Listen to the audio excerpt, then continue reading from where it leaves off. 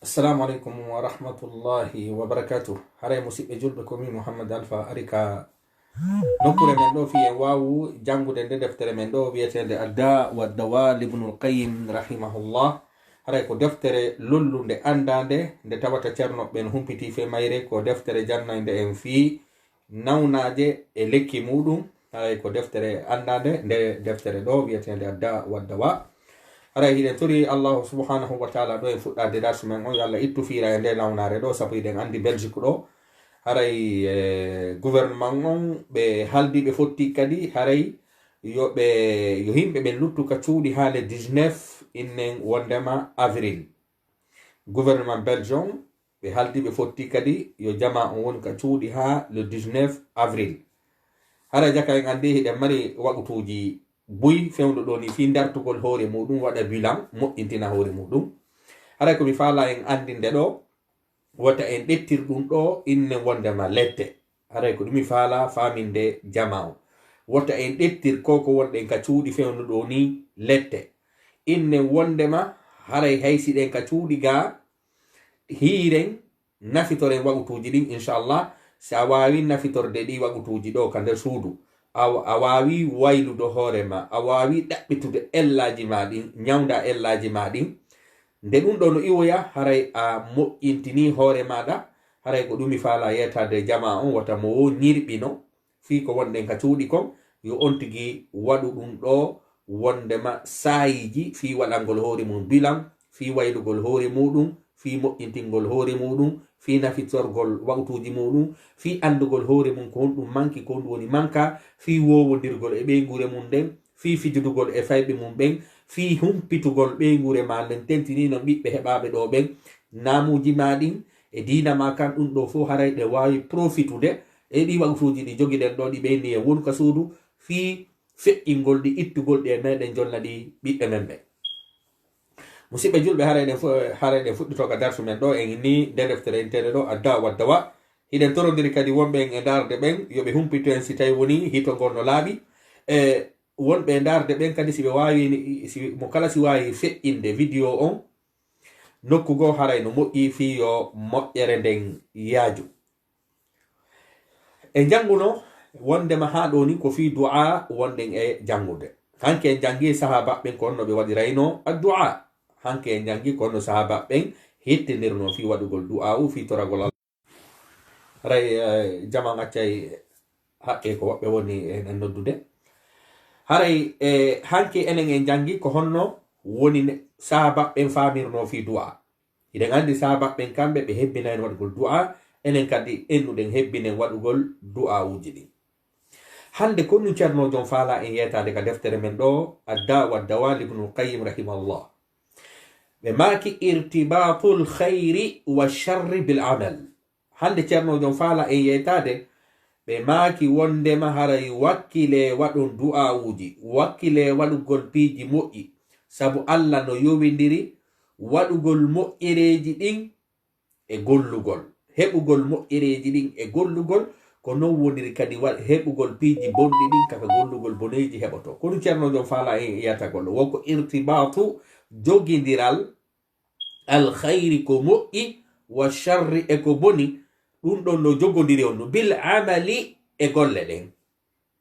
Allah no tindinma sa jokkingol laawol ɗo ha sa golliri ni ko ni ɗum ɗo woni joddi ma nde, ɗum ɗo woni moƴƴere ma nde. Si a rewi e ngol laawol ɗo ko ɗum ɗo woni honɗum joddi ma nde. Mi mana ko ceernojon faala en yetade hay fuyi Allah waɗirali ga hasard ko inete ko bis sulfa. Allahu subhanahu wa ta'ala himo yowindiri golle ɗen fi heɓugol moƴƴereji, mo yowindiri kadi golle ɗen kadi fi heɓugol bonireji. Jaka mi andi honnum ko moƴƴi kon kaka golle heɓata, ko boni kon kadi kaka nder golle honnum heɓata. Irtibatu al khayri wa sharri bil amal, jogodiral ma takkodiral hakkunde ko moƴƴi kon e ko boniri kon sabu golle. وقد رتب الله سبحانه حصول الخيرات في الدنيا والآخرة. الله هكندري أمو سناي وني أمودو. الله هكندري هؤغنغل كو مؤي كأدونا إكالاهرة. وحصول السرور في الدنيا والآخرة في كتابه على الأعمال. الله إني كدي هراي هيبو قول ولو ولو أدونا إلاهرا الله يتكين دون كدفتر مكو كو جوغو نري مودون كو قول لدن كنو وني دي يوتن دي ابن القيم فاندي دو مسيء جلبه. ابن القيم كو فاندي كا دو ووندما سيدا فالا هيبو قول كو مؤي أدونا إلاهرا الله no bangini ka kamilu makko golle de wadata fiya hebu moƴƴere aduna e lahara. Ko non woliri kadi sida faala heɓugol ko boni aduna e lahara allah no yetima ko golle kadi honde sa waɗi heɓoyta hiite nge. Kami andi Allah subhanahu wa ta'ala ko faala Ibn Qayyim rahimahullah ko be faala e yetade ɗo ko allah suuɗale ngay fus a hewtoyta yawmal qiyamati tawa innen wondema inna anga andano mo waɗi ɗe ɗo golle heɓay ɗi moƴƴereji ɗo mo waɗi ɗe golle ɗo heɓay ɗi bonoreji ɗo. Allah subhanahu wa ta'ala immini annabaɓɓen, immini janguɓe ɓen, immini foɓɓe ariɓe ɓanginani en ko honɗum Allah hiɗi e ko honɗum Allah ani. Ceernojon inni ɓe maaki ka deftere maɓɓe ɗo adda waddawali ibnu qayyim ɓe maaki Allah hikkidiri heɓugol moƴƴereji aduna e lahara e welo weloji aduna e haala e lahara o jogindiri ɗi welo welo siɗa faala ko moƴƴi aduna e lahara ma siɗa faala welo welo aduna e lahara o yowindiri ɗum ɗo e golleji ko golleji go gollata fiya heɓu ɗiɗo. Tarattubal jazai ala shart. Allahu subhanahu wa ta'ala o yowindiri joddi ndin e sartiji ɗin jantoɗen de ɗo moƴƴa Allah no yowindiri piiji ɓurɗi ɗuɗude ɗin fof e joddi ndin e sartiji ɗi. Piide misal aljanna ko moƴƴere ko joddi kono enen ko ni tun natiroyta aljanna o way Allah no yowindiri natoygol ka aljannaji e sartiji sarti honnum ko ya woni gomɗinɗo ko ya woni hiɗuɗo ko moƴƴi ko ya woni doganowo ko moƴƴi ko ya woni moƴƴuɓɓen ko ya dogan ko moƴƴi ko ɗin piiji ɗin condition ji ɗon fof Allah subhanahu wa ta'ala yowindiri fiya hewte ka aljanna. Ko non woniri kadi himo yowindiri heɓugol ɓiɓɓe e innen e jombugol hiida e sonnajo on sowo ha o jibina ɓiɓɓe seeɓa ɓiɗɗo. Ko non woniri kadi himo yowindiri e ɓuttugol ɓernde jokkugol ko feewi. Himo yowindiri kadi natugol hiite e wongol kadnaga waɗa bakkatuji ma hara gomɗina ma hara haaju mum ala e diina hiɗa e moƴƴuɓe himo yowindiri kadi e golle fiya hewtoy ka hiite. Jaka mi andi ceerno jongo faala en yeytade ɗo ko onon yo himɓe wota on sikku dey piiji ɗin ko hasard ɗi woni e yarude ɗi alaka ɗi feŋi piiji ɗin woni ka feŋi. Allah no hikkidiri no yowindiri heɓugol gurdam moƴƴan aduna e lahara heɓugol welo welo aduna e lahara mo yowindiri ɗum ɗon e golleji moƴƴi. Ko non woniri kadi himo yowindiri heɓugol joddi e sartiji wal ma'luli ala al illa e piiji kadi ko nete al illa illina ɗin bimana ko ninete al illa hiɗen mari ñawoje buyɗe Allah inne nde hunde ɗo sino ɗon haray ñawore nden hino ɗon si nde hunde ɗo ala ɗon haray ñawore nden ala ɗon ko ninete al illa wal ma'lul ko ellini kon e ko ellina kon ko ellini kon e ko ellina kon kon non waɗɗum non o inni wondema si on hi'i lewru suumaye hoore si lewru suumaye tawi on hoore holli en wondema si lewru suumaye en hi'ali lewru suumaye haray horugol ngol waɗɗaki en jaka mi andi ɗum suumaye ko illa ho wonande horugol ngol haray ñawore horugol ngol ko nonete ma'lul. O inni kadi wal musabbabi ala sababi o yowindiri kadi sababu on fiyen heɓu ko sabimbinakon o waɗi golle moƴƴe sababu fiya naatu aljanna on no woni almusabbabu ko sabimbinakon waɗu ɗum ɗo wona sabu heɓa ɗum ɗa konko waɗata ɗon inne sabu konko heɓata ɗon inne almusabbab. jakami andi hilammari الجزاء والشرط والمعلول والعلة والمسبب على السبب. وهذا في القرآن يوينديرغول كو موئيكون اغول ما كو بونيكون اغول في القرآن كندر القرآن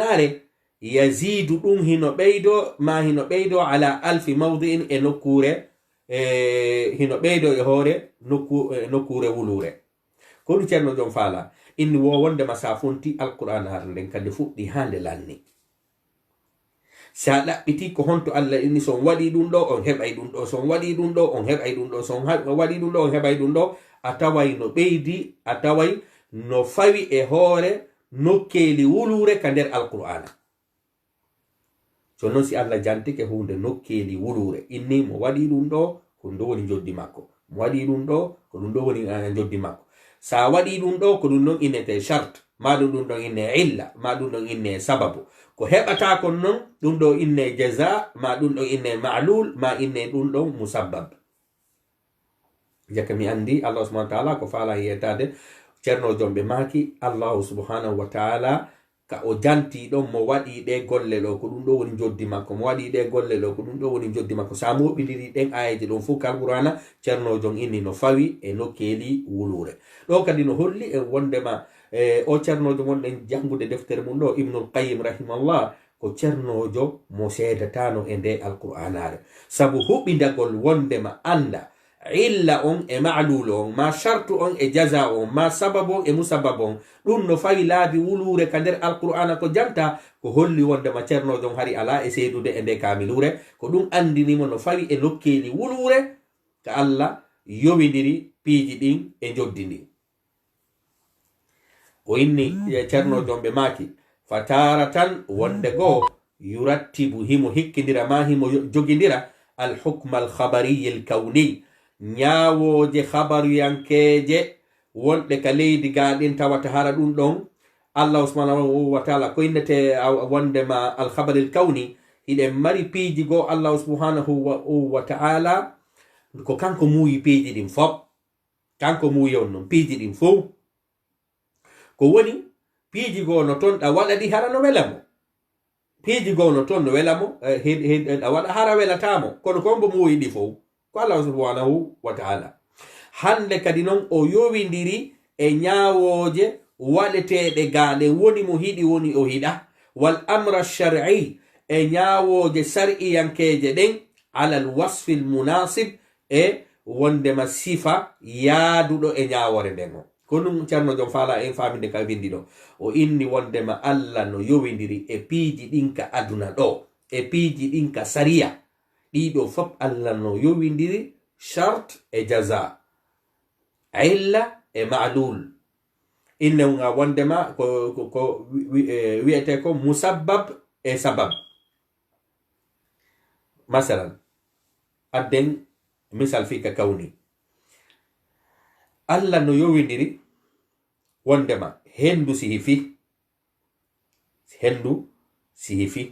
hendu ndun ka maayo si hifi fotti e duulere tawi nden duulere ɗon kadi ukkodiri hendu ndun ko hifi kon e duulere nden ukkodiri formay duulere wondude e ndiyam saaƴa kakami andi ndiyam saaƴa e ɗen lan lasili majjan kon to yiwi kaka maayo jon non Allah waɗi wondema tuma hendu ndun ka maayo ma ndiyam lanɗan nan ka maayo tuma hendu ndun ɗumanni wo transformi ɗan formoto duulere kadi saaƴa ɗum ɗon ko illa e ma'lul ma shart e jaza alkawni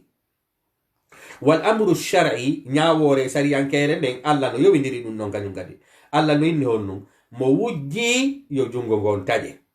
mo wujji ɗum ɗon inne a shart ma ɗum ɗon inne al illa ma ɗum ɗon inne a sababu haray noon en ala e natude ɗo ka gandal usul sabu ka gandal usul kamɓe yiɓe sertini ko woni illa e ko wiyete sabab ko woni ma'lul e ko wiyete musabbab ko naray ceernojo on ɗo saqa wondema hollugol en tun al illa wal ma'lul aw sababu wal musabbab aw ko wiyeten kon ashart wal jaza ara en ala en natude in aqwal al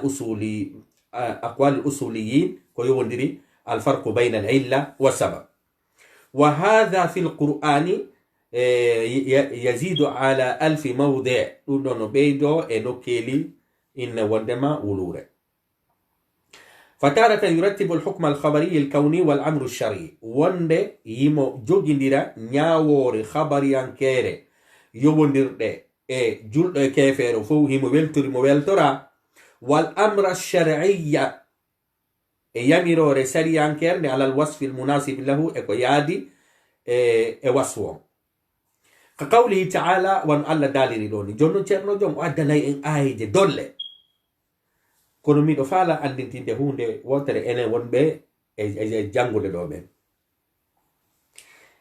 ɗe ayeje ɗe ceerno jon jantanto en ɗo ɗen kal qur'ana ko woni ɗe e addirde tawi hejjutugo fi du'awu wonɗen e jangude ko yetagol en haray onon bani adama onon musidɓe julɓe onon yo faamuɓe ta on weddito e toragol allahu subhanahu wa ta'ala sabu piiji buyno ka lawhil mahfuz no yowindira honno e sababuji no yowindira e sartiji no yowindira e illaji si on waɗani ɗi sartiji on heɓata moƴƴere nden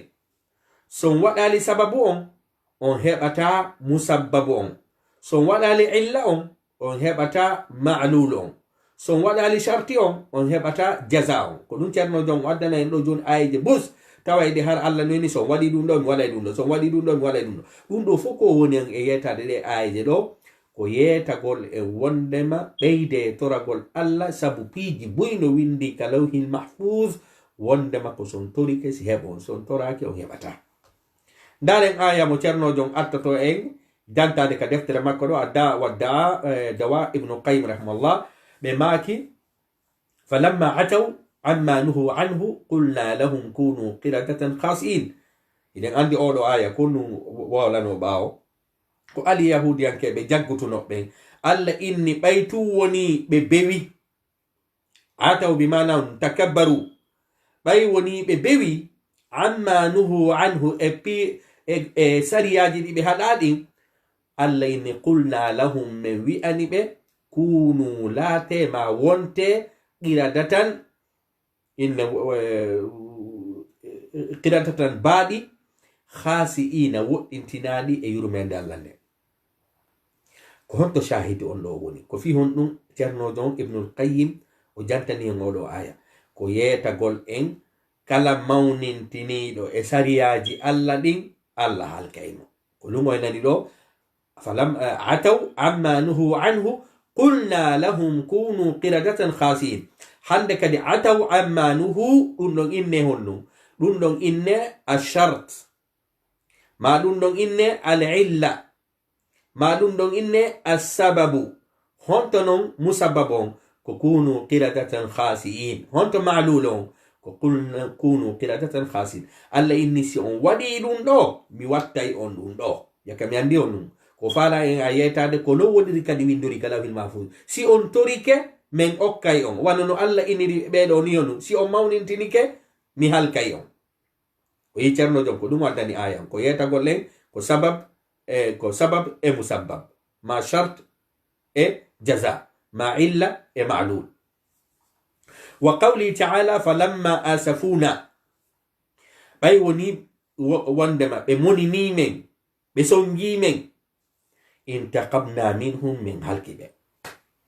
min yottiɓe min halkiɓe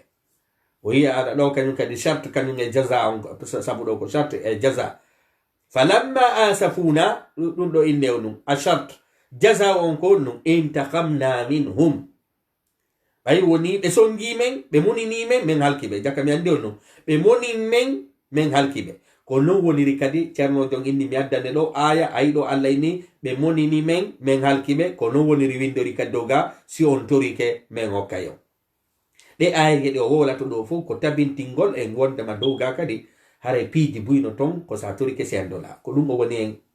addande ɗen ayaje wa qawlihi ta'ala Allah daali enen en hiiɗo innugol ataw ma nuhu qulna lahum kunu qiradatan khasi'ina ko ɗum ɗon nanen o innen alhukmul khabariyel kawni alhukmul khabariyel kawni par ce que ɓeɗo ɓe waɗu ko Allah hiɗa ataw amma nuhu anhu allah hiɗa yo goɗɗo inne mawnintino hoore makko kunu qiradatan khasin ɗum ɗo inne alhukmu alkhabariy alkawni falamma asafuna intaqamna minhum ɓay woni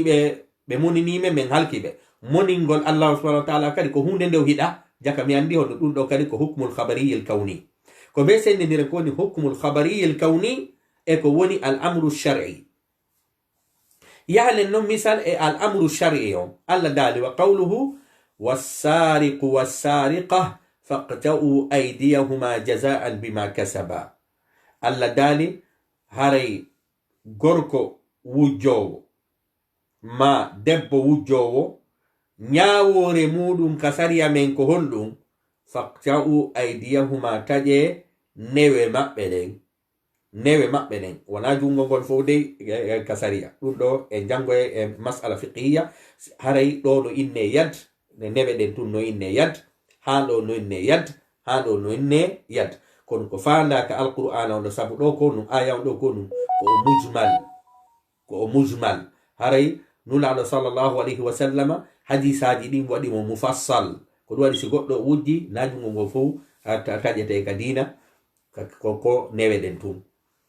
wassariqu wujjowo gorko wassariqat e wujjowo debbo ñawore mum ka sariya ko num faqta'u aydiyahuma taƴe newe maɓɓe ɗen en inni ɗo naya ino juuɗe maɓɓe ɗen ko newe maɓɓe ɗen jaza'an joddi bima kasaba sabu ko ɓe faggiti kon no wodi noon woɓɓe innayɓe ɗo si gujjo be jungo mum taƴama haray sariya on kañum haray ndarirali taƴugol jungo goɗɗo serva fus ko inneten no sariya on kañum ko darata ko wondema goto si taƴama ɗo jungo fino wujji ay million ji accay wujjugol na ya ndaru juuɗe yimɓe ɓen ko taƴete kon ka sariya ko ya ndaru jawle yimɓe ɓen koɗo daɗata kon goto si rewnama ka sariya million ji ko wiyete accitay wujjugol jaka mi andi ɗo kañum kadi ñawore de ɗo no wa assariqu wassariqa haray ɗum ɗo inde honnum ko illa yani allati saraqa wallati saraqat ma hukmuhuma illa no faqtawu aydiyahuma ɗo ko jaza ko ɗuma ko shart ɗuma ko jaza jaka mi andi ɗo kañum kadi allah yowindiri taƴugol juuɗe ɗen e wujjugol ngol allah yowindiri ɗo ɗum taƴugol juuɗe ɗen e wujjugol ngol holli e wondema haray kadi toragol ngol kadi no hirɗa oɗo aya ni taƴugol ngol ko yowodiri ko wujjugol ngol ko non woniri kadi ñawoje buyno ka lawhil mahfus haray no yowindira e du'aw sa waɗi du'a on a heɓi sa waɗali du'a on a heɓata oɗo noon aya inne mon ko hukmu al amru shar'i oɗo na hukmul kawni oɗo na al hukmul khabari al kawni oɗo ko num oɗo innen ko al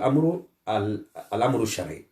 yahanen aya mo addi on kadi sabu ko ayaje ɓurana tun hande jangeten ɗum ɗo fop ceernojo on ko addiri ɗe ayaje ɗo fof ko yetagol ma ta weddito e ɗi du'a uji wotamo wo aɗo inne du'a u nafata sabu ayaje buyno ka alqur'ana himo yowidiri ɗe e sababuji ñawoje buyno yowidiri on ɗum e sababuji ko non woniri kadi du'a uji ɗin haray no yowidiri e sababuji allah daali innal muslimina pellet no julɓe worɓe ɓen wal muslimati e julɓe rewɓe ɓen wal mu'minina e gomɗinɓe worɓe ɓen wal mu'minati e gomɗinɓe worɓe ɓen rewɓen afwan wal qanitina e toɗɗiniɓe yankinaniɓe allah worɓe ɓen wal qanitati e yankinaniɓe toɗɗiniɓe yankinani allah rewɓe ɓen wassadiqina e gonguɓe worɓe ɓen wassadiqati e gonguɓe rewɓe ɓen wassabirina e muññiɓe worɓe ɓen wassabirati e muññiɓe rewɓe ɓen wal khashi'ina e yankiniɓe worɓe ɓen wal khashi'ati e yankiniɓe rewɓe ɓen wal mutasaddiqina e sakkotoɓe okkoroɓe rewɓe ɓen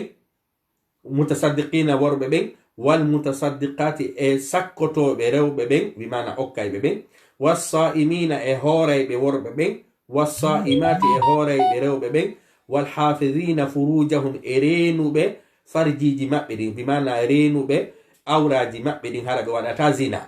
wal hafizati e son worɓe renuɓe farjuji maɓɓe ɗin hara ɓe waɗata zina والحافظات رو برين بفرجوجي ما بدين هرب ولا تازينا والذاكرين الله رو بجان ور بجان توبه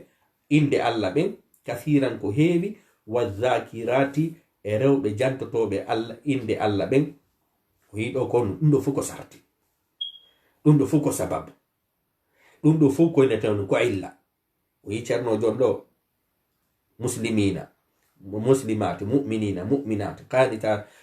قانتين قانتات صادقين صادقات صابرين صابرات خاشئين خاشئات متصدقين متصدقات صائمين صائمات حافظين حافظات دون دو فاب alla ko honɗum waɗani ɓeɗo joddi ɓaytu woni sa natori e ɗi condition ji wowlaɗi ɗo e ɗi sartiji wowlaɗi ɗo ko ɗum woni joddi ma allah inni ɓeɗo fuu a'adda allahu lahum allah maraniɓe maghfiratan yafuye wa ajran e joddi aziman mawnude ko fiyonu ceerno joni a jantani o aya ko yetagol ma allah yowindiri heɓugol yafuye e joddi moƴƴiri siɗa sifori e ɗi sifaji jantaɗi ɗo nane holli wondema fiya nator ka nder ɓe allah yafani fiya nato e nder heɓuɓe joddiji molanadi ɗin ɓeɗo ko be tawata hiɗa sifori imma wona muslimina ma mu'minina ma sadiqina ma qanitina ma khashiina ma mutasaddin ma sa'imat wa hakada ɗo o yowidir maghfira on e ajru on fi e ɗi sifaji feƴƴirude holli en wondema a heɓi wondi joddi ɗo siɗa natori e ɓe sifaɓe ɗo ko non woniri kadi du'a'uji ɗin kadi haray no hirɗa ni ɗum ɗo no yowodiri ɗum ɗo a heɓi wo sila natori ɗum ɗo ko non woniri kadi dowga kadi du'a'uji ɗin ko non ɗi woniri ɗum ɗo fof ko addirani ko fiya faamu wondema du'a'uji ɗin haray ta weddito e maɓɓe e ceerno jon non ɓe makiɗo on no wa hadha kathirum jidda sifaɗe ayaje no heewi dewkal qur'ana ceerno jon inni en anani rahimahullah wondema hino fawi e ayaje wulure wa taratan o inni wondego kadi yurattibuhu alayhi allah no jogindira no humindira hakkunde joddi ndin e golle ɗen o humindira o rewa e o humindira ɗi hara ko honɗum humindirira bi sigati sharti hara ko yewtere wondude e sarti wal jazai e joddi ka qawlihi ta'ala wan allah daliri non in tattaqullaha si on huli allah yaj'al lakum allah waɗanay on furqanan sendidirde gonga e fenande sendidirde ko huluɗon kon e ko on hula kon sendidirde ko moƴƴani on kon e ko moƴƴana on kon wa yukaffir ankum o itta e moɗon sayyi'atikum bonɗi monɗin wa yaghfir lakum o yaafo on o yiɗo allahu subhanahu wa ta'ala o jogindiri yaafanede ngon e yukaffir ankum sayyi'atikum o ittanay on o montanay on bonɗi mon ɗin o yaafo on kono fiyo bonɗi maɗi monte ma yaafeɗa ko be tawata haraɗa sifori in tattaqullaha so huli allah o yiɗo in on ɗo ko in shart in on ɗo ɓoyneto num ashartiya ashart tajzimu inne waddema fi'layni tajzimu fi'layni hara in tattaqu yukaffir ankum wa yaghfir lakum jaka mi andi fiya hebu takfiri dhunub wal ghufran ko be tawata hara hida sifori num attaqwa o yiɗo allah subhanahu wa ta'ala yowindiri montanede bakkatuji e inne wondema yaafede siɗa sifori kulol allah kono sa sifora kulol allah kono fametenga yawtere ga sa sifora kulol allah haray montanede nden e yaafede nden a heɓataɗi ko non woniri kadi o faala innude no andirɗen ɗo no duwawuji ɗin kadi ko non ɗi woniri wa qawluhu ta'ala wa qawlihi allah kadi a daali fa in tabu si tawi woni ɓe tuubi wa aqamu salata ɓe ñinni julde wa atawu zakata ɓe itti jakka ɓe ñinni ɗuma wondema ko yinne wondema heferɓe ɓen si tawi woni goɗɗo naati ka diina meɗen o tuubi o ñiiɓi o julde o itti jakka fa ihwanukum fi din hara ɓe woni siɓɓe mon ka diina ko fawi julɗo fof no fawi ɓe ko julɗo kadi ko julɗo kadi hani heɓude fof hiɓe duwa heɓude ɗo kadi holli en in on ɗo ene ini shartiya jawabu shart on kon to woni fa ihwanukum fi din fa in tabu fa ihwanukum fi din o yiɗo allah subhanahu wa ta'ala no yowindiri fiyoɓe wonu siɓɓe moɗon ko si ɓe tuubi ɓe ñinni julde ɓe itti jakka hande kadi joddi mum ndi konnu ɓe wonti siɓɓe mo jaka mi andi ɗo kadi no yowindiri honno noon heɓirɗen ko yowindiri kon bayna ashart wal jaza innen ko ini shartiya on in ashartiya haray in tabu wa aqamu salata wa atu zakat ma jazauhum fa ihwanukum fi ddin o yiɗo allah subhanahu wa taala ɗo o jogindiri bayna shart wal jaza bi ini shartiya wa qawlihi allah subhanahu wa taala kadi a daali wa an law istaqamu ala tariqa la asqaynahum ma'an ghadaqa oɗo aya kadi ɓawo makko ko ndunum ko wonuno duuɓi jeɗɗi an saƴade allah subhanahu wa taala noon inni yimɓe makka ɓe wa an law istaqamu si tawi wonino ɓe ñiiɓuno e laawol allah ngol hara ɓe yeddanomo ala tariqati e laawol allah ngol la asqaynahum wallahi allah yarnaynoɓe ma pellet allah yarnaynoɓe ma an ndiyam ghadaqan juuroɗam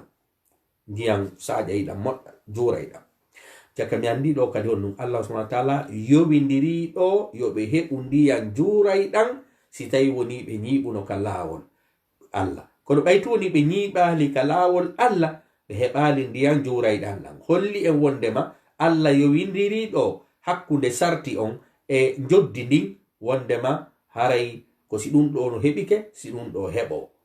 walla istaqamu ala tariqa haray ɗum ɗo ko shart jawabon konnu la asqaynahum ma'an ghadaqa o yiɗo ko shart wal jaza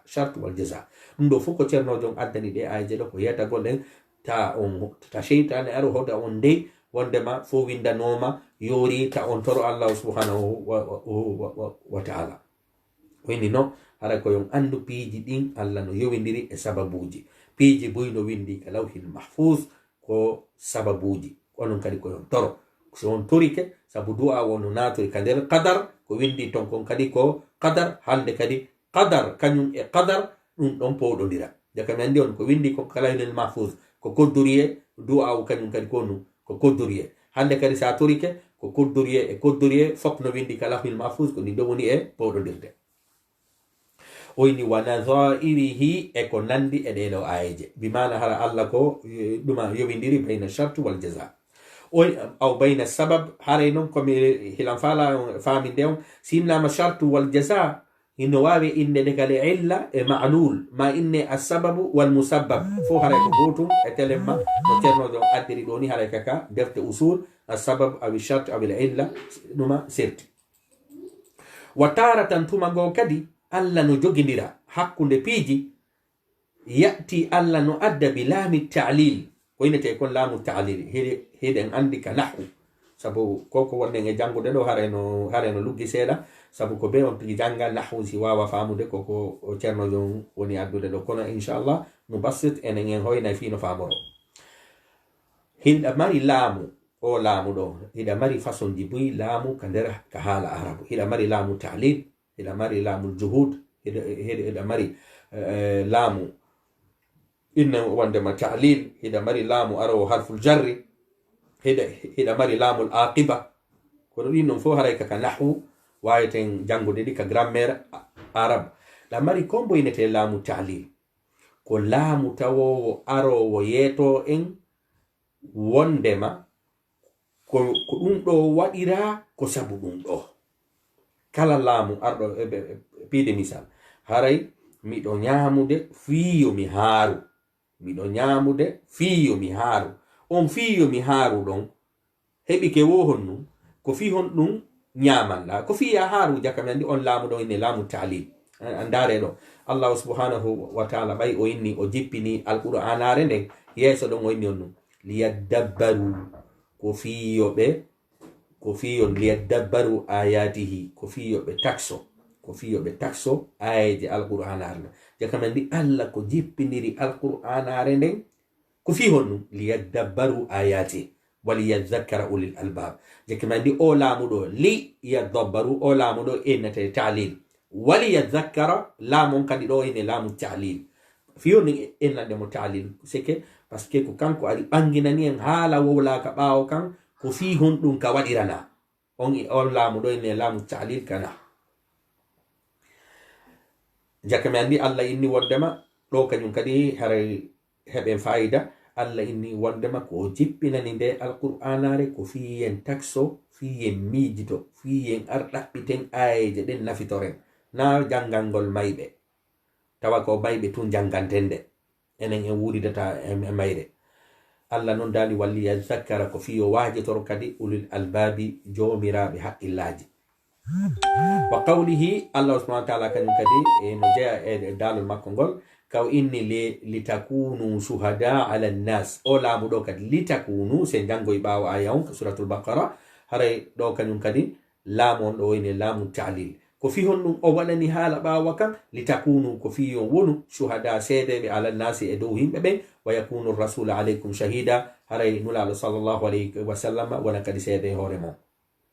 jaka mi andi ɗo waddani en ɗo ceerno jogo faala en yetade ɗo kadi ko wondema wondego allahu subhanahu wa taala no jogidira bayna shartu wal jaza ma bayna illa wal ma'lul ma bayna sababi wal musabbab bi laami ta'lil har ko laamu ta'lil on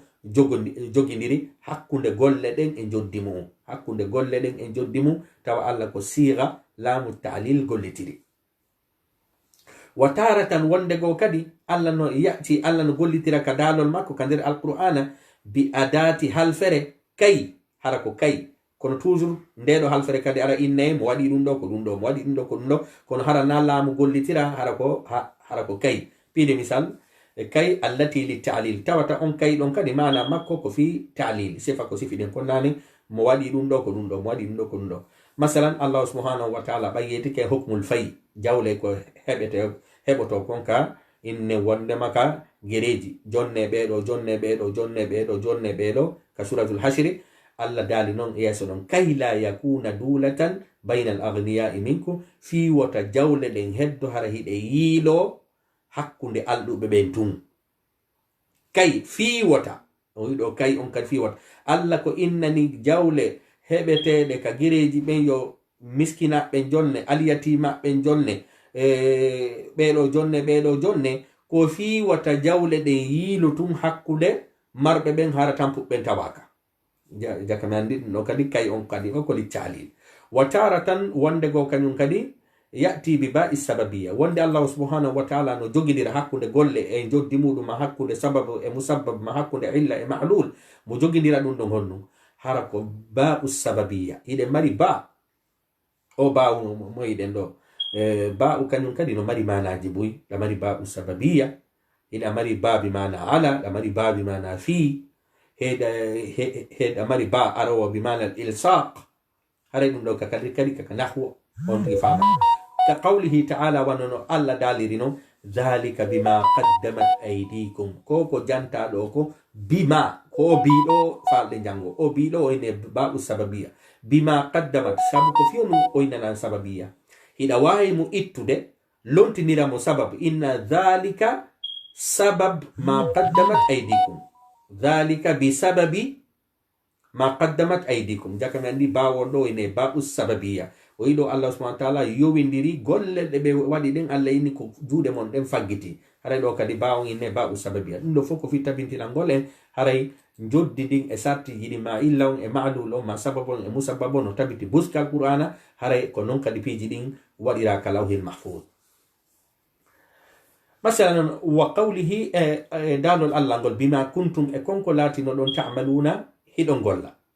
ɗo kañum kadi masalan kala daali ɗon udkhulul janna naate ka aljanna bima kuntum sabu ko laati ɗon ta'maluna sabu ko laatino ɗon ka aduna ta'maluna hiɗon golla jaka mi andi on naatugol ka aljanna ko ndu woni sabu mum ko ndu woni sarti mum ko ndu woni illa mum ko golle moƴƴe o yiɗo allah subhanahu wa taala hay naatugol ka aljanna naatugol ka hiite heɓugol ɓiɗɗo haarugol weelede kala ko yiɗa ɓurɗi ɗuɗude ɗin fop no mari sababu ko sa waɗi ɗum ɗo heɓo waɗa ɗum ɗo heɓo waɗa ɗum ɗo heɓo waɗa du'aw allah jaabina ko non o faala e yetade udkhulul janna bima kuntum ta'malun naate kal janna sabu ko wonno ɗon hiɗon golla o wi ba on ɗo kadi wenne ba'u sababiya ko non woniri kadi wa qawlihi bima kuntum taksibun sabu ko laatino ɗon ka aduna hiɗon faggito wa qawlihi allah kadi dalol makko ngol dhalika bi annahum kanu yakfuruna bi ayati llah ko janta do kadi bi annahum sabu kambe ba on kanyum kadi do ko ba do wonde jango fi mum o ine ba sababiya bi annahum sabu kambe nun kanu be latino ke yakfuruna bi ayati llahi be yadda ay jallani do fu ko addani dum do ko yetagol den wonde kadi Allah no jogindira bayna shartu wa hakkude golle den e joddi golle den kono hara jogindirgol majji ko e ba sababiya rewa fi jogindirgol hakkunde majji wonde ko laamu ta'lil wonde ko innen wonde mako fa sababiya ko dum o wonen e yataade wa taratan yati bi maf'ul bil maf'uli li ajlihi wonde kadi Allah no rewa jogindirgol hakkunde golle den e joddi mudum tawata hara ko honto rewa ha dum don hebi hara ko maf'ul li ajlihi do kadi ka nahwu hedan ande ila mari mafa'il kan ka nahwu ila mari maf'ulan bihi aw maf'ulun bihi maf'ulun li ajlihi maf'ulun mutlaq maf'ulun fihi hare ila mari none jibuy e maf'ul mafa'il ji maf'ulun li ajlihi non ko dum fameten ko kala golle de waduda bangina ko fi hon dum wadanda ko dum non inte maf'ul li ajli masalan simini do joni mi nyami ha mi hari fi wata mi nawn andi hande kadi fi wata mi nawn non inne maf'ulan li ajli pide misal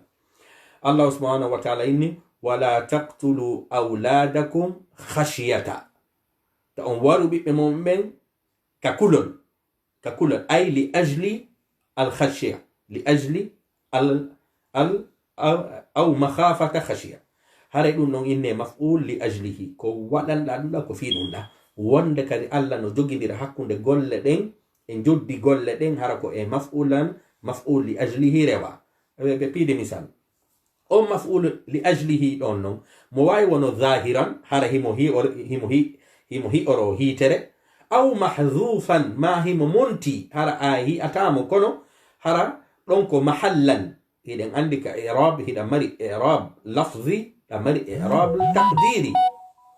سناتيك النحو إذا مري إعراب لفظي هذا كويا والإعراب كالفين تجري مري نوع إعراب تقديري هذا دونك إقول كهوري وند مفعول لأجله همواوي ون هذا هم ويندي وند همواوي وند هذا كو جملة أنفب جملة أنفو ودتا تأويل في ياهبو مصدر أو مصدر لونا مفعول لأجله ودوم أفعل يتعد مفعول لأجله يوم هنواي وانا ظاهرا أو محذوفا ما نهار هم مونتي هم مونتا عفوا هم وانا فين يدو هم واي وانا هم مونتا كقوله وانا الله داليرنو فرجل وندما كا ويندو كل شيء بنياولو ديري يو ويندو سيد ما كنا ندمولو كسورة البقرة كمدايم فرجل وامرأتان غوركما دب ممن ترضون بين ببلد من الشهداء اسيد ببين ان تضل احداهما ده هجي تتغدو امبه فتذكر احداهما الاخرى ويعنتنا ويا او مفعول لاجل ان هنا سودي رو اوف فينيا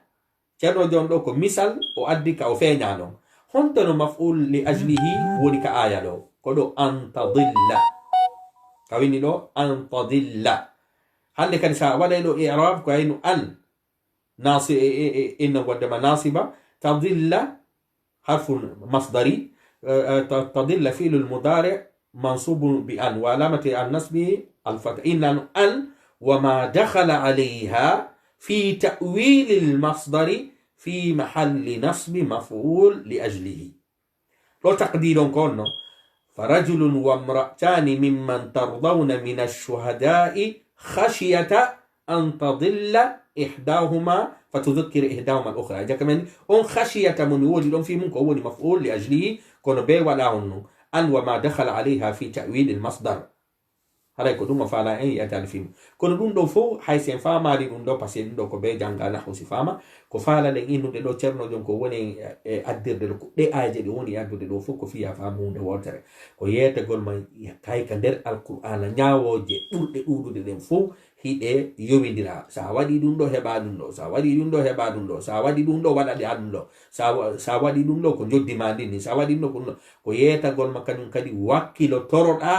تا إنو دي piiji ɗi windanoma an a torotako par ce que ton kadi ko non piiji ɗi ndi yowodiri si tawi woni mo torike mi jonnaymo ɗum ɗo so torike mi jonnaymo ɗum ɗo so si o toraki mi jonnatamo so toraki mi jonnatamo ko non ceerno joom faalay joni maddude ayeje bus holluɗe wondema ñawoje ɗen no yowodiri ko sa waɗi ɗum ɗo seeɓa ɗum ɗo waka qawlihi taala wano no allah dalliri noon kañum kadi an taqulu yawma alqiyamati inna kunna an hadha ghafilin nde wi'ato ñande darngal pellet menen e ko sifaɗo haray ko min weltindiɓe ɗo kañum kadi an taqulu ko maf'ul li ajlihi ɗo kadi on karahiyata an taqulu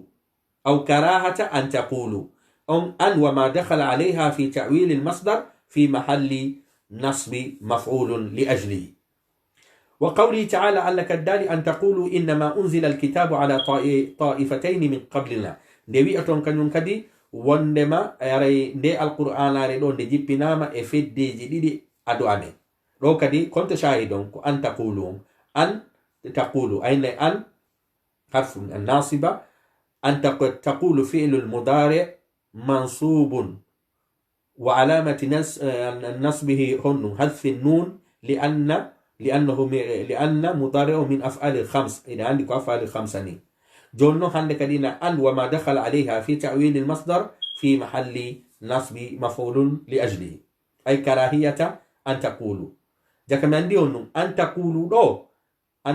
دو هاري مفعول لأجله يوم أكون وي تنو جونو فيرتن أي كراهتك أن يقول أن تقولوا ديويتهم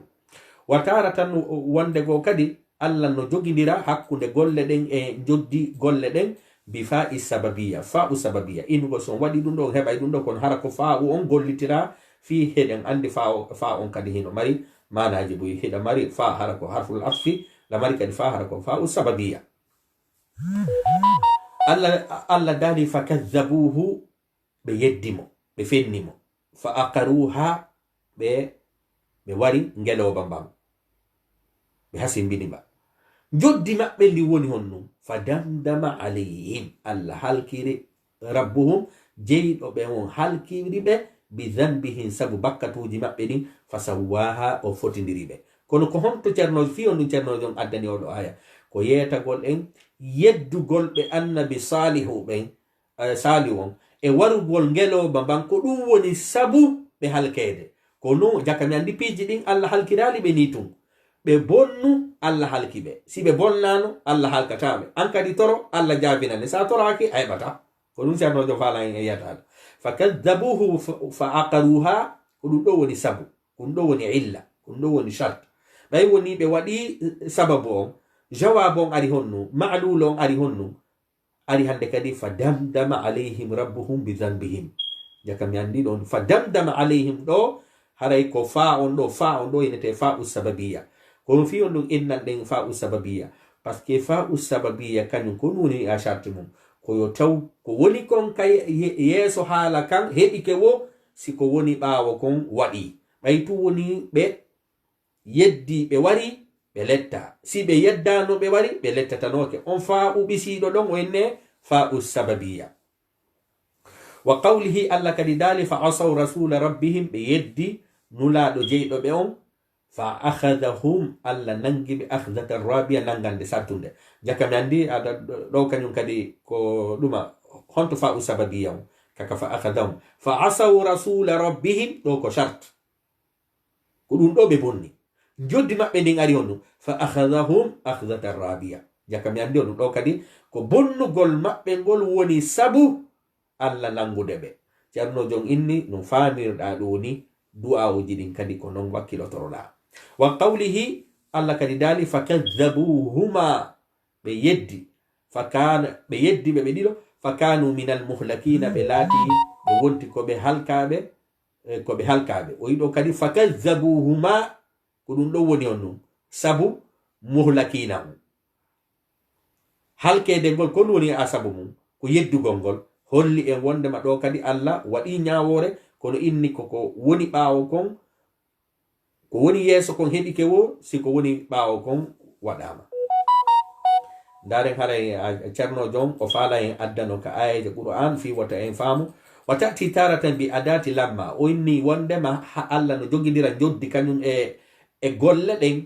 imo jogindira kono hara ko lamma on woni sabu jogindirgol addallati ala aljaza on tindinowo fi joddi sabu ala lamma kanyum kadi ida mari lamma aro fi shart e ko nande mun fa inna wannama ka qawlihi wa non alla dalino falamma asafuna bayde monini men intaqabna minhum min halkibe o falamma asafuna ko dum don be bonni intaqabna minhum ko joddindinno ko baybe wadi dum do sibe hebi dum da wa nadhairihi o inni kadi e ko nandi e de ayje do wa taratan yati bi inna wa ma amilat fihi wonde Allah no jogindira hakkude golle den e jobdi golle den o gollitira inna wa ma amilat fihi yani inna wa akhawatuha inna e ismu inna e khabaru inna wonande jangobe nahube ngara hino andi ko moni e halde fi ka inna wonde ma ka qawlihi wa Allah dalirino innahum pellet no kambe kanu be latino ke yusari'una fil khairati hibe yaccotono e wadugol golleji mobbi ko Allah indi minadibe aljanna mokkibe dum do fi honnum innahum kanu yusari'una fil khairat yakami andi innahum kanu yusari'una fil khairat ko joddi dinno go golle no atti jakami andi ara piji din Allah no yowindiri hunde den e sabuji din haray non ko konto woni duma innahum eno do innahum wama amilat fihi eko innam golli e mun kon sabu innen kanu yusari'una fil khairat do o jumla do ko waqi'atun fi mahalli raf'i khabar inna fi mahalli raf'i khabar inna sabu hum on do ko ismu inna inna jumla kanu yusari'una innen kana wasmuha wa khabaruha fi mahalli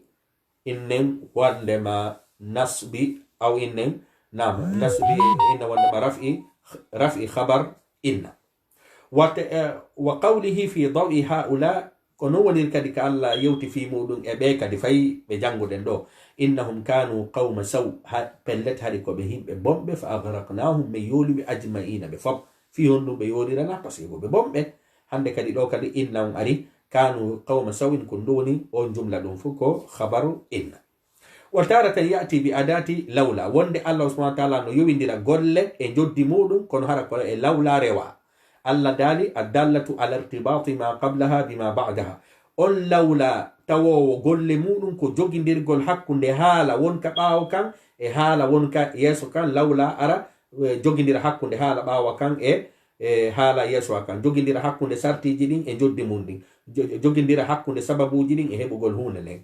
Allah dali ka qawlihi wa Allah daliri non falawla do ko fi annabi Yunus falawla annahu sitawino wonino annabi Yunus salata noki minal musabbihina jaabe e subbiniratobe karedu lingingi haranum o battanoki Allah gila adu o natude karedu lingingi la labisa onne o luttayno o nyiidayno fi batnihi karedu lingingi ila yawmi yub'athun ha nyande ummutal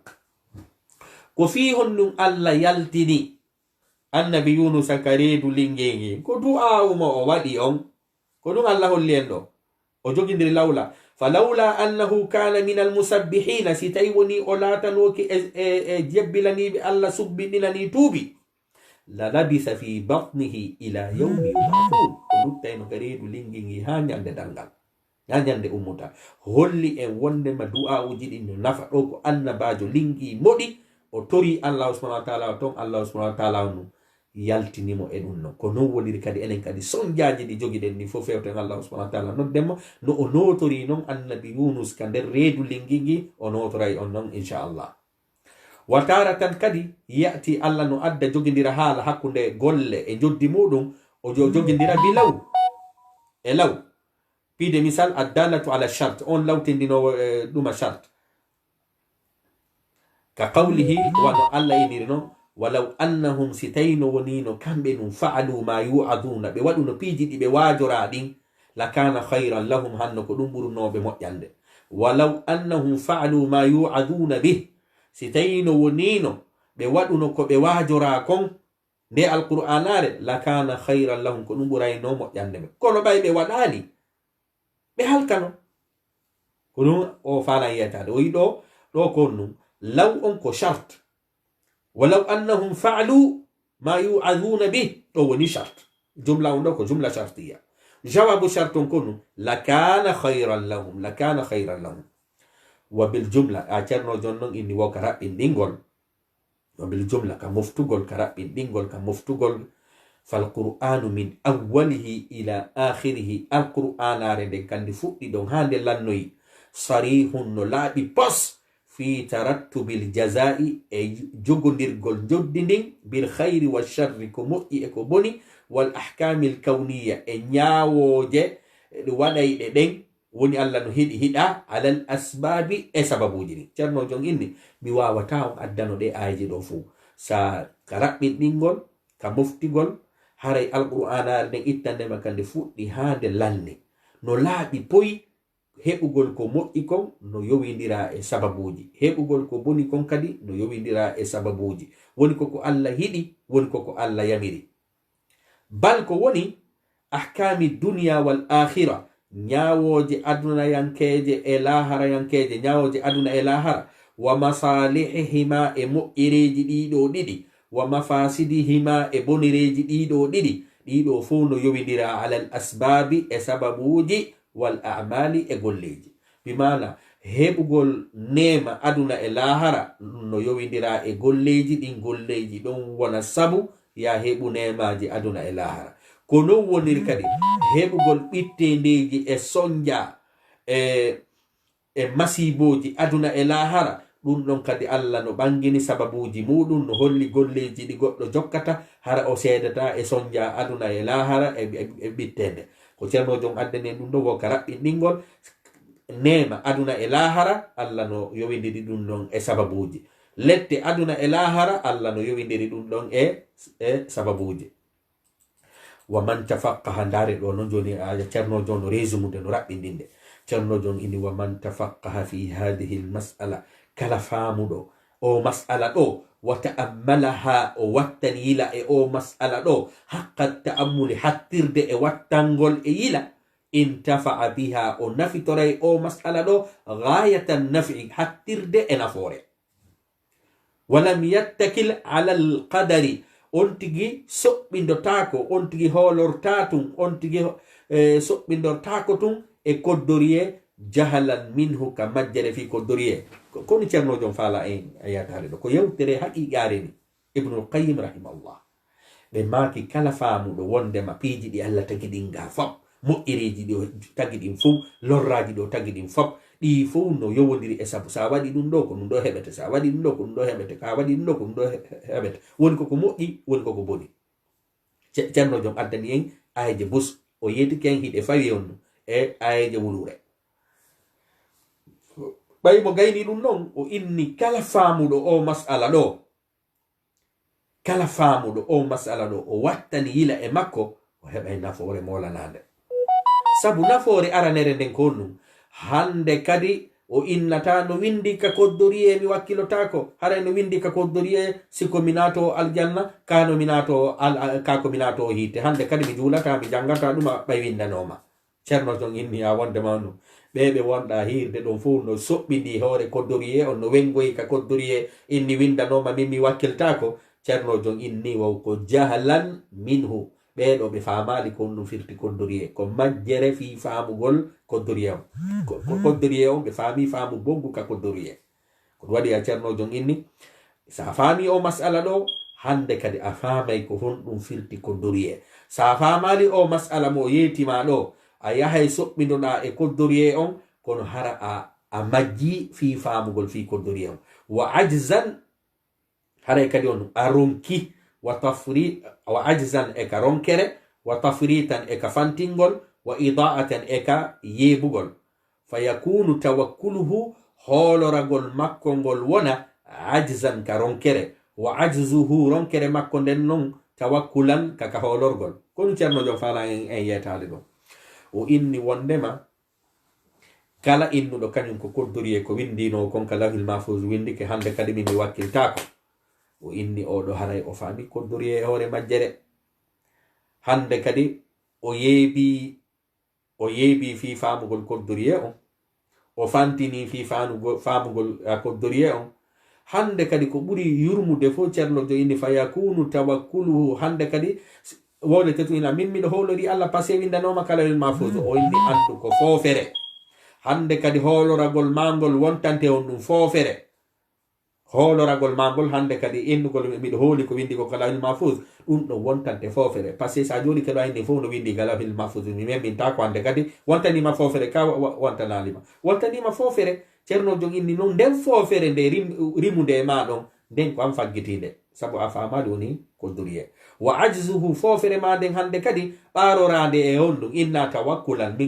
min ko holorgol ceerno jom ko ɗum inni famugol o masala ɗo ko nafoore molanade sabu nde faminte ko ɗum wiyete ko duriye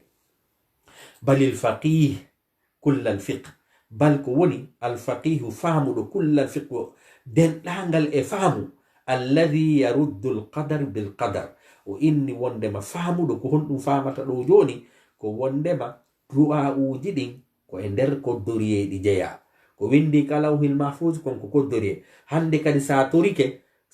du'awu ma on hino yaade on ɗum monta ko windanaɗa kon sabu en inni haray fof no windi ton no waywa sa windi bindol mo waɗi ɗum ɗo heɓay ɗum ɗo mo waɗali ɗum ɗo heɓata ɗum ɗo hande kadi si a torike ya hande kadi on ɗum heɓa hunde nden ceerno jon inni wondema ɗum ɗo noon faami wo marɓe haqqille ɓen sabu du'a on hande kadi du'awu on rutta koddoriye on kono hande kadi na en innu du'a on rutti koddoriye on koyen innon ɗum koddoriye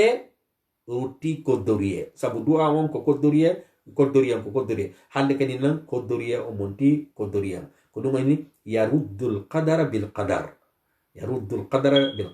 jaka mi andi si goɗɗo inni lan ɗo haray ko fiyon ɗum torantoɗa fo windinoke komi innu du'a on kadi no windi no wano no woniri ni no windi sikomi tampuɗo kasi komi hettotoɗo kalawhil mahfuz ko non woniri kadi no windi toon si mi torike Allah itta elan kami woni tampuɗo ɗo mi wona hettiɗo haray ko ɗum ceerno jom faala en yettade wa yadfa'u lqadara bilqadar koddoriye on kañum kadi no duña koddoriye on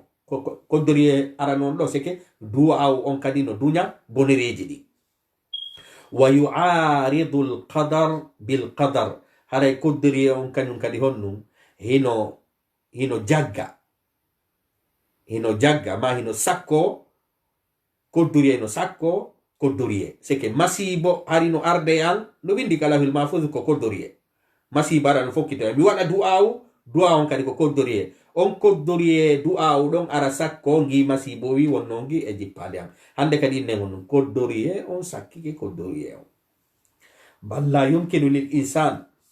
haray a ko woni hanana neɗɗo on an yaisha illa bidhalika si wona yo wuurir e koko janta ɗo fa inna aljua pellet no heege wal atash e ɗon ɗeede wal bard e ɓuuɓol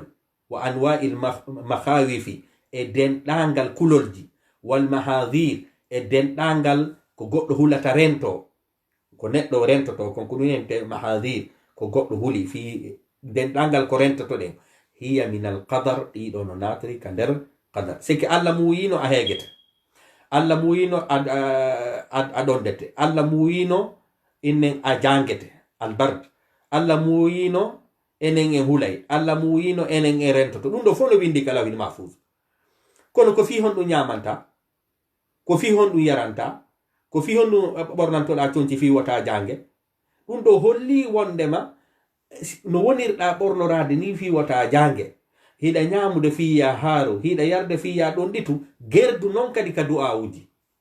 ñaya innu wondema no windi tomi tortako ko ɗum a ceerno jon ɗo inni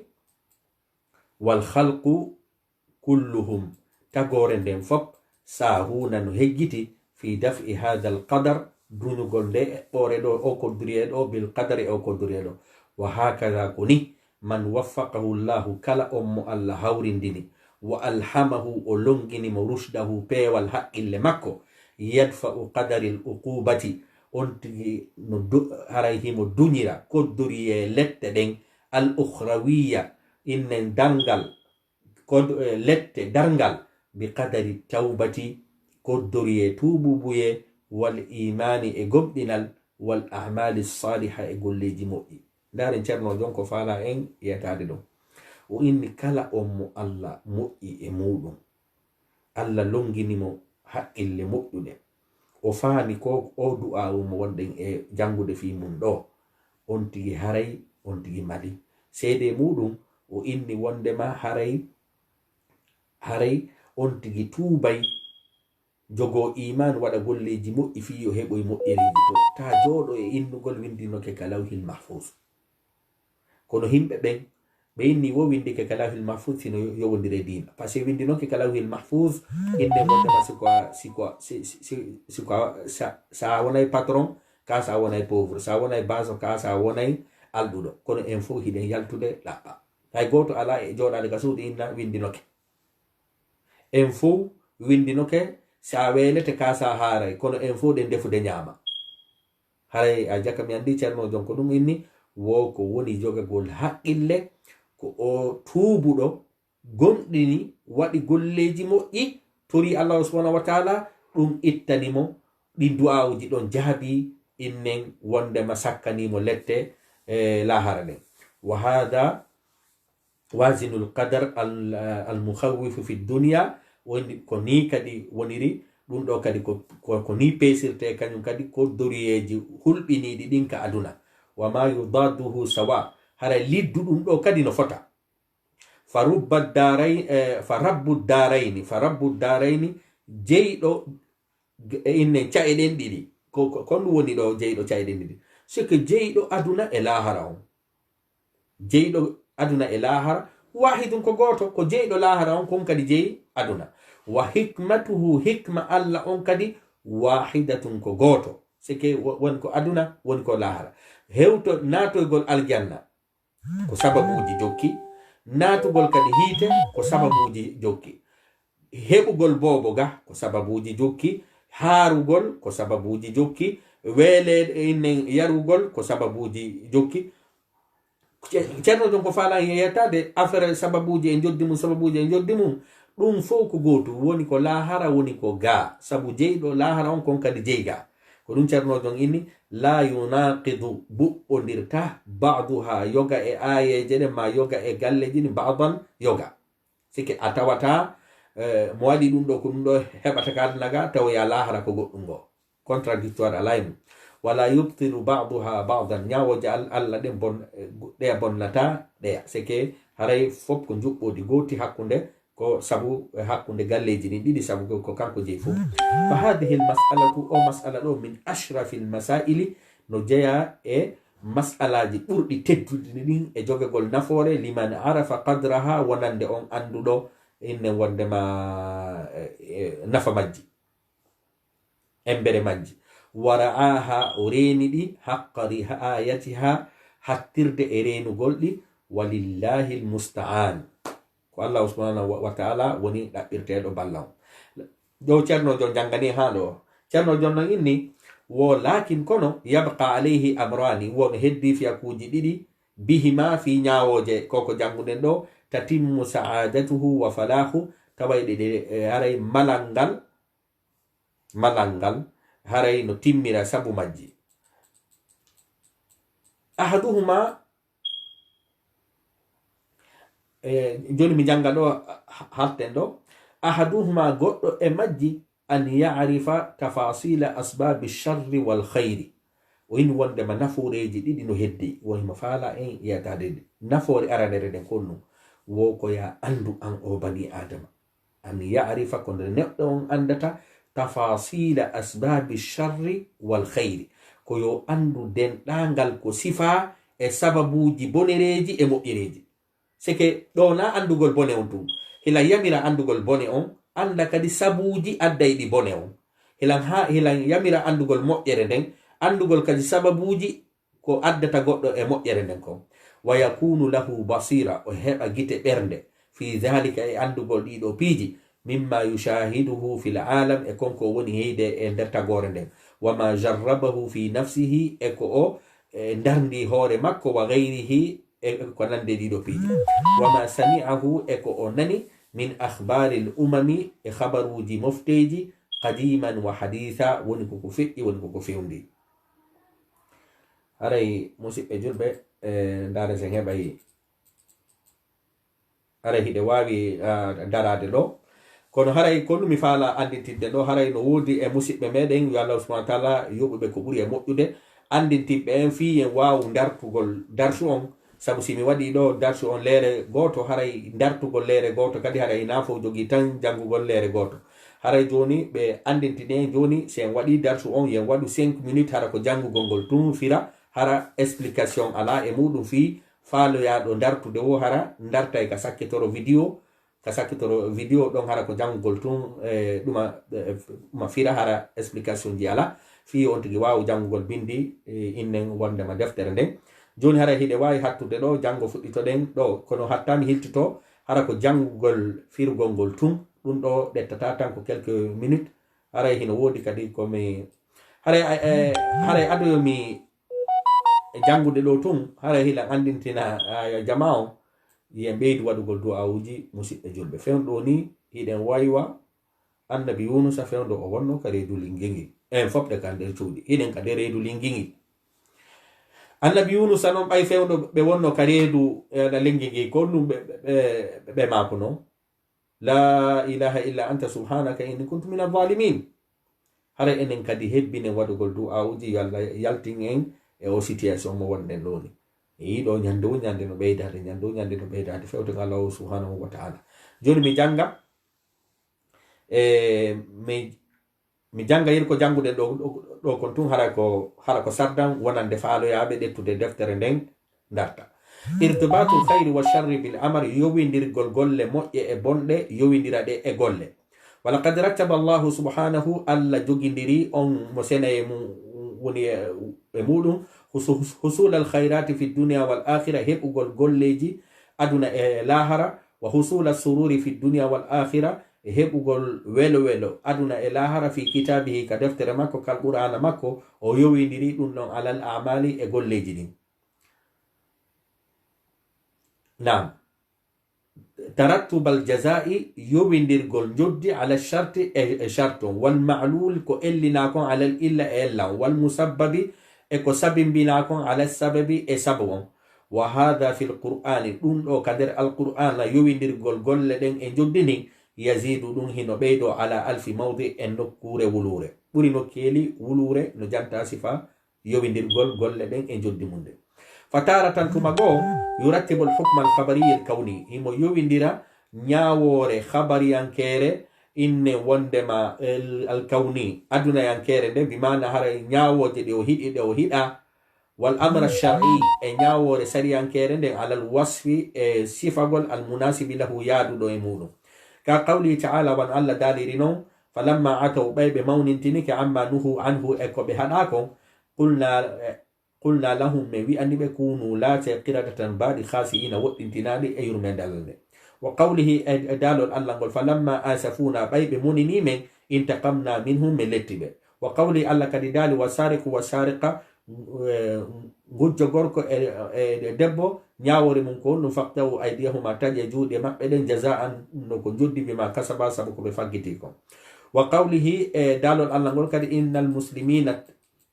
tabitino julɓe worɓe ɓen wal muslimati e rewɓe wal mu'minina e gomɗinɓe worɓe ɓen wal mu'minati e rewɓe ɓen wal qanitina e toɗɗiniɓe worɓe ɓen wal qanitina tati e rewɓe wa sadiqina e gonguɓe worɓe ɓen wa sadiqati e gonguɓe rewɓe ɓen wasabirina e muññiɓe worɓe ɓen wasabirati e muññiɓe rewɓe ɓen wal khashi'ina e yankiniɓe worɓe ɓen wal khashi'ati e yankiniɓe rewɓe ɓen wal mutasaddiqina e sakkotoɓe worɓe ɓen wal mutasaddiqati e sakkotoɓe rewɓe ɓen wassa'imina e hooreɓe worɓe ɓen wassa'imati e hooreɓe rewɓe ɓen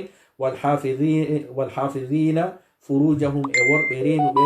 awraji maɓɓe farjuji maɓɓe ɗin wal hafidati e rewɓe renuɓe farjuji maɓɓe ɗin hara waɗali zina wazakirina allaha e worɓe jantotoɓe Allah inde Allah ɓen kathiran ko heewi wazakirati e rewɓe kadi jantotoɓe inde Allah ɓen ko heewi ko honɗum woni joddi ɓe a'adda Allahu lahum Allah maraniɓe maghfiratan yafuya wa ajran e joddi aziman mawnude wa hadha koko sifa ɗo kathirun no heewi jiddan moƴƴa non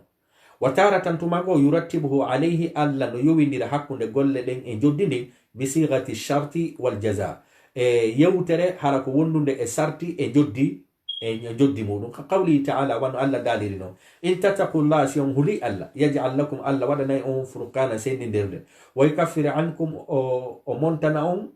سيئاتكم بندي مندي ويغفر لكم ويعفو وقوله ادال الله فإن تابوا سيبتوبي وقاموا الصلاة بنيني جلد واتوا الزكاة بيتجاكم فإخوانكم في الدين هلا بونيسي امون بين كدينا وقوله الله سبحانه وتعالى كدالي وأن لو استقاموا سيبي فيونو بنيبي على الطريقة كلا ولا أسقيناهم بلت ميرنا نو بما أنديا غدا قنجوريدا ونذائره يكون نندي أديرو آهجة وتارة يأتي وندك دي الله سبحانه وتعالى هم أدى هم جوجندير حقون دي قول جود مودهم وجوجندير بلام التعليل لام يتعلو تعليل كقوله وان الله سبحانه وتعالى دالي لنباو وصفات القرآن أرن يسأل ويني ليدبروا آياته كفيو بتكسو آية جميرهم وليذكر أولي الألباب وفي كديو به واجتو ونند في واجتو رمار بحق الله جميل وقولي الله سبحانه وتعالى كدي دالي ليكونوا شهداء في بيون سيد على الناس يدوهم به ويكون الرسول عليكم شهيدا نلا صلى الله عليه وسلم ونسيد يوري مودو وتارة تمغو كدي يأتي هم أدم جوجنديرا حق نقول جد مودم بأداة كي هل فري كي التي توتندين ده هل فري كي دول للتعليل هركو أرمانا ميركو تعليل كقوله وان الله دالي رنوم أو يتا دين جولي هبي دين إنن واندما ka gereji oyni kay la yakuna dulatan fi wata jawle de wonu hara yilotode bainal aghniya minko hakkunde aldube ben tun e hakkundeji modon wataratan yati wonde go kadi himo jogindirira bi ba'i sababiyya ba'u tawata mana makko on ko sababu ka qawli ta'ala wa alla dalil non dhalika koko janta do ko bima qaddamat aydikum koko sabu ko juude mon den artinikum وقوله ادال الله بما كنتم كونين ادخلوا الجنه ناتي الجنه بما كنتم سبقوا لاتن دونك ادنا تعملون هيلون غلا وقوله ادال الله نقول بما كنتم تكسبون سبقوا لاتن دونك ادنا هيلون فاغيتو وقوله ادال الله نقول ذلك كوكو جانتا دو كو بانهم كانوا يكفرون بايات الله be pellet be latino hari hibe yedda ayaji Allah de do fu bawo on o inde bawo sababiyya وتارة تمغو كدي يأتي بالمفعول لأجله وند وعد مفعول لأجله في نوك لو كناه ظاهرا وني مفعول لأجله أنكو فينيو أو محذوفا ما هره ممونتا كقوله وان الله داليرون فرجل غوركو وامرأتان ما إيرو بديلو ممن ترضون بين ببلادو من الشهداء سيد بين أن تضل إحداهما نهجي تتغطو مأبه فتذكر إحداهما الأخرى غطو مأبه أن دنتنا أويا إني دو أن تضل كلوني أن وما دخل عليها في تأويل المصدر في محل نصب مفعول لأجله وقوله تعالى قال دالون أن تقولوا يوم القيامة نبيئتون يند درجل إنا كنا عن هذا غافلين من بلت من لاتنوك كوكو جانتا لو كوكو من ويلسنديب إني أن تقولوا أن وما دخل عليها في تأويل المصدر في محل نصب مفعول لأجله وقولي الله سبحانه وتعالى كداري أن تقولوا كن ويلتون إنما أنزل الكتاب ندفتر بلت كو جيبيننا على طائفتين كفيد جديد من قبلنا ابن أتير بمن كونون فرتي أن تقولوا أي كراهية عليك أن يقول أن تقولوا نبيئتهم وتارة تمغو الله نجوغي دير حق نقول لدين جد مالي بفاء السببية فاء إن تيرو فاء السببية كقوله وأن الله داليرينو فكذبوه بيدي النبي صالح فعقروها بوري نما انجلو بما ما ناقا وما فدمدم عليهم الله هلك ربهم جيلو بهم هلك بذنبهم سبو بكة دماء فسواها وفتني ربا وقوله ادال الله نقول فعصوا رسول ربهم بيدي نلا جيلو بهم فاخذهم اخذة الرابع الله ننجب لنغان لساتونه وقوله الله كدي ادال فكذبوهما بيدي ببديلو فكانوا من المهلكين بلاتيكو بهالكيبه نعم مهلكين كو بهالكعبه وتارة تمغو كدي ياتي باداه لما الله نو ادكم لما الداله على الجزاء تنينغول في جودي في جوغي ديرغول حقو نغول لدين جوديمو فلما اسفونا بايوني به سنيني من ما بمونيني من انتقمنا منهم من هالكيبه ونظائره يكون ندي اديدو ايج وتارة وندغو ياتي الله نو ادك دي جوغي دير حقو نغول جودي مودو بإن وما عملت فيه إن إكو إن أنقل مودو بمعنى إن إذا عندي أقول لي ينسب الاسم أو تنسب الاسم وترفع الخبر كقوله وأن الله سبحانه وتعالى قال إنهم كانوا يسارعون في الخيرات هاري بلت باهي نو ياتشو وقوله ادال الله في ضوء هؤلاء أنجين قول في به إنهم نبي كانوا بلاتنو كقوم سوء كويم ببومب فأغرقناهم من يولي بأجمعين بفوق وتارة وندغو كدي يأتي بأداة لولا وندهم واي أدو لولا في جوجندر قول حق نقول لدين جد مولم الدالة on lawla tindindo al irtibati ma qablaha bima ba'daha jogindirgol hakkunde hala wowlaka ɓawo kan e yeeso e hala wowlaka yeeso wa kan ka qawlihi wan allah daliri non falawla annahu kana min almusabbihina si tawno wonino o latanoki e himɓe subbinilaniɓe allah ɓen lalabitha fi batnihi o neɓayno ka o ñiɓayno ka reedu lingingi ila yawmi yub'asuna ha ñande ummutal وتارة وندغو يأتي بلو الله نو أدى لو في جوج ديرغول حق نقول إجود ديمونو الدالة على الشرط توتا لو أنكو تندين كفي سارتي كقوله وأن الله داليرنا ولو أنهم فعلوا سيبه ودنو دي قول ما يوعدون به إبه واجرا لكان خيرا لهم كنمبرنا بمؤجند وبالجملة كمفتقل كراب بدنغول فالقرآن من أوله إلى آخره القرآن أرنكال لفؤي هذا لنوي صريح نلابي بس في ترتب الجزاء يومدر جلجدني بالخير ونكو مؤي والشر ونكو بني والأحكام الكونية ونكو نياوجي إن وندما دي الله فرلي فو جلد كيفيرو والأمرية ونكو نياوجي أو يمري جلد بين ديدو فب هرينو لابي بويك القرآن كو يومدر على الأسباب كو سببو جدي بل كو وني ترتيب الأحكام الدنيا والآخرة يومدر جل حق نياوجي أدنا إلاهرة ومصالحهما إريجي دي ومفاسدهما ابونريجي دي دو فوكو يويندرا على الاسباب كو سببو جدين والاعمال اغولي جدي جرنو جون نون ويني بماكي فمن تفقه في هذه المساله كلا فامودو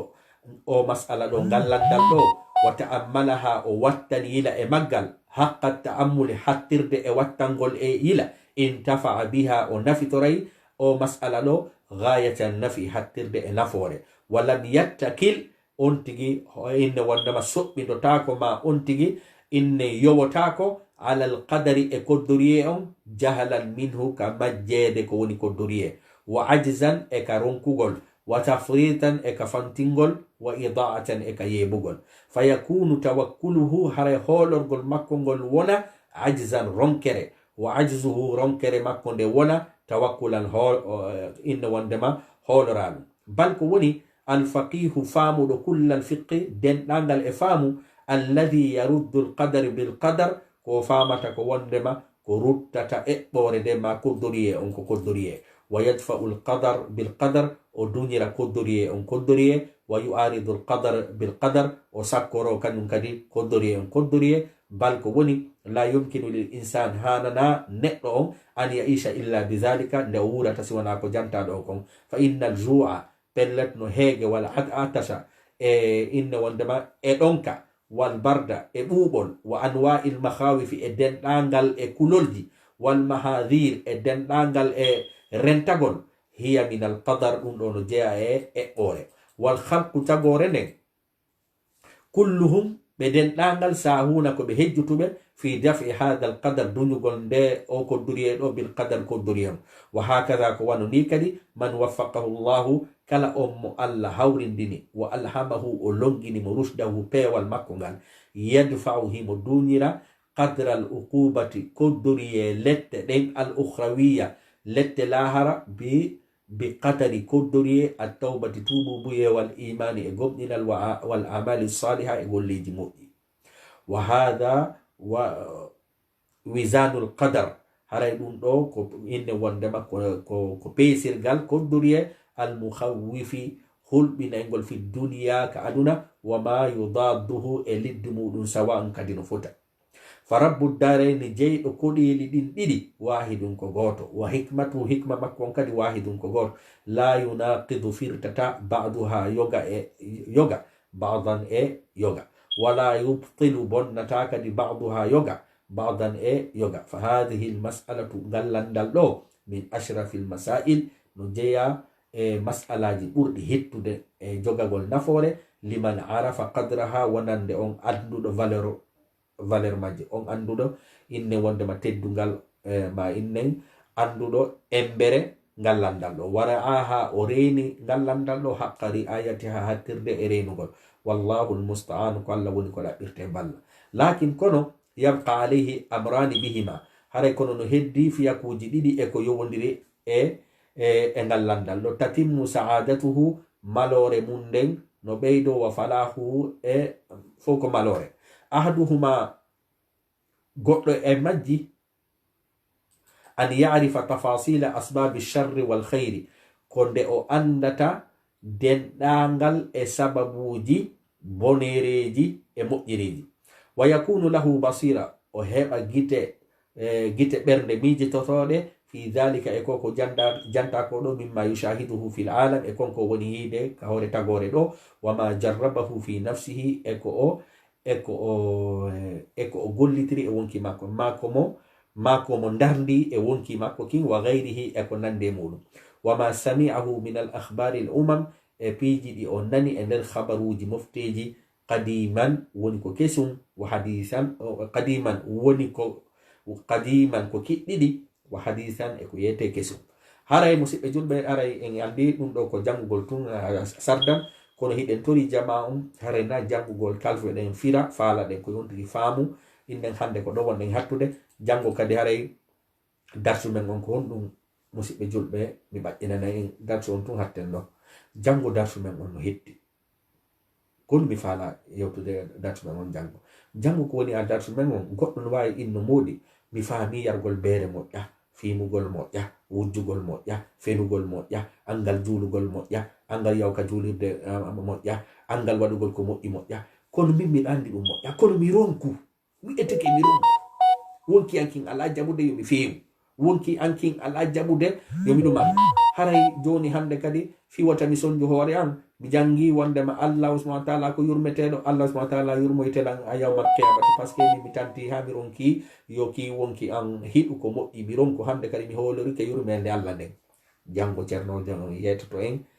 honɗum kadi woni ñawore ɓe wengotoɓe salo gollugol golleji moƴƴi inna Allahu ghafurur rahim Allah ko yafotoɗo jango ko ɗum ɗo woni a dartu men on en hi ay wondema ki wonki ki wonduɗen ɗo la ammaratum bi su'i ko yamirayki ko boni hay sila faala ko moƴƴi ki aray ki andintine yurmede Allah nden no yaaji Allah inni wondema haray si tawi woni yurmede makko nden no atti tikkere makko nden si waɗi ɗon piiji jonne ayeje jonne ɗuma sowon sine fi waɗugol ko moƴƴi jango en hi ay on faamu ɗon sino selli ka sella haray miɗo hatta ɗum ni Mouhammad Alpha haray en hiiɗi kadi jango e midi 30 e 15h30 e 22h30 haray lan hatta ɗo wassalamu aleykum wa rahmatullahi wa barakatuh